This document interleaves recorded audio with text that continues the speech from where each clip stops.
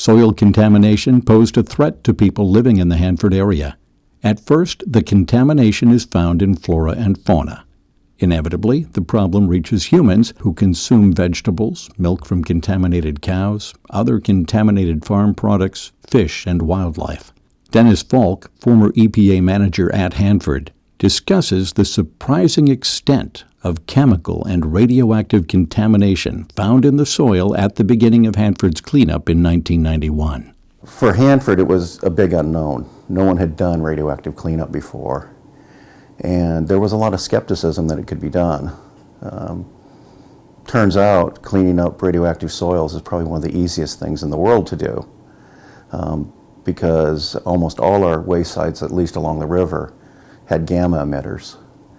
And of course a Geiger detector can detect it in the soil. So in retrospect, it turned out to be one of the easier cleanups because we could actually chase the contamination with our day-to-day handheld equipment.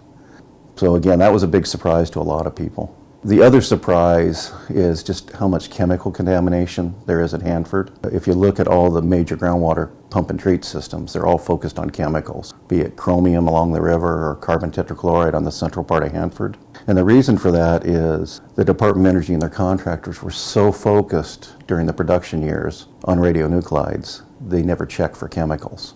So when a retention met its doom because it's failed for a radionuclide, more than likely it also failed for chemicals. So we didn't check for chemicals till the mid-'80s.